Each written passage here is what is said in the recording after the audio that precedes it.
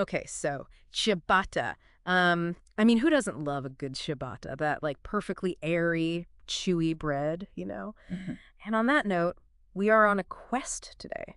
A quest for the ultimate homemade ciabatta. And you know what? I actually think we found it. Oh, really?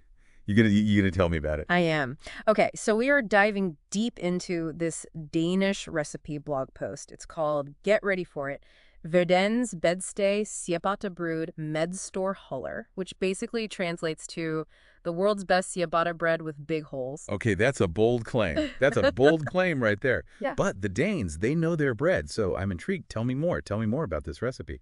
So it's surprisingly simple, which I love. Like Right. the recipe author really emphasizes that you don't need any fancy ingredients. You don't need years of baking experience to like nail this recipe. Love that. Because some of these bread recipes are so intimidating, you know? Yes. All this stuff like sourdough starters and the special equipment. You're like, I just want to make some bread. Exactly. And this recipe is so great because it focuses on the fundamentals, which is perfect for a deep dive. Right. Because we're not just going to talk about the steps, we're going to really understand why this recipe works. Okay, I love that. I'm ready. I'm on board.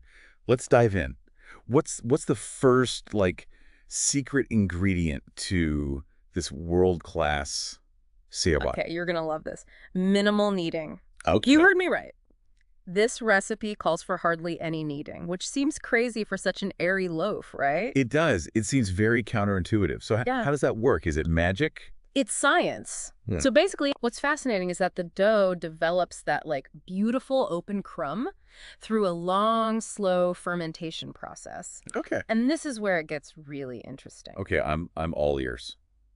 Tell me more about this fermentation magic. So during that extended fermentation, what happens is the yeast is hard at work, breaking down starches, creating air bubbles. Got it. And the gluten strands, which are basically like these little rubber bands, they stretch and strengthen around those bubbles. Okay. And that gives ciabatta its signature open crumb. So instead of needing to develop that gluten, we're letting time and these little yeast friends do the work for us. Yes, exactly. It's all about like understanding that gluten development is a gradual process. Right. Sometimes patience is key, you know? And what's cool is this whole idea of minimal kneading, it's not even unique to this Danish recipe. Like this has been gaining traction all over the world. It's true. Like I've been seeing no-knead bread recipes everywhere I look lately. It's like everyone's realizing that you don't have to be like a professional baker with huge muscles to make a really great loaf of bread at home, you know?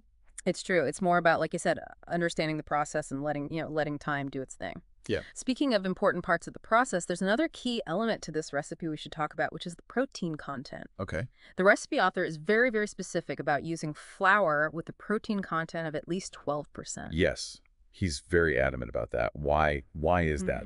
Why is the protein content so crucial, especially for ciabatta? Well, remember how we were talking about, gluten being so essential for that really airy, open crumb. Yeah. So higher protein flour basically means more gluten. Okay, so it's like we're giving our ciabatta dough like a super boost. Exactly. Yeah, It's like that extra gluten basically allows the dough to like trap and hold all those air bubbles that are formed during fermentation, and that's what gives you that like light and airy texture that makes ciabatta so delicious. It's like we're building a stronger structure to hold all that air. Yeah, exactly. So, for people who love to experiment in the kitchen, are there any like specific types of flours that you'd recommend like playing around with? Yeah, that's a great question. So for a higher protein option, the recipe author actually suggests Manitoba flour, which is known for being really strong, and it's actually used a lot in artisan bread baking, just for this reason, to get these big, beautiful, airy loaves. You could also try using bread flour, which generally speaking has a higher protein content than all-purpose flour. You mentioning experimenting in the kitchen, that actually reminds me, because I love to experiment in the kitchen, sometimes with mixed results. But, when I first started making sourdough, I was so nervous to mess it up. And then I realized that's like half the fun. Exactly. It's all about experimenting. And speaking of trying new things, I actually found some really, really interesting tips and variations in the comment section of this recipe.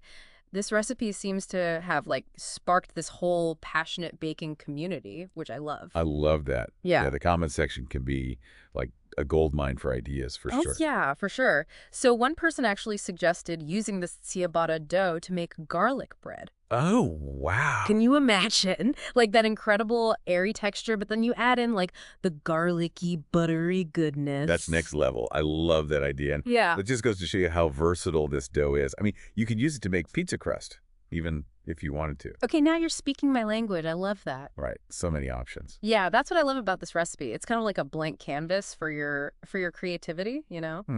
Totally. And because you understand now how, like, the flour that you use and how long you ferment it for changes the final product, Yeah. you can make it however you want. It's true. It's true. It's like we're giving our listeners a ciabatta toolkit, Yeah. and they can kind of play around with it. Exactly. Right? Yeah. They can play around with different flours or hydration levels, which by the way is the ratio of water to flour in the dough, in case anyone was wondering. Right.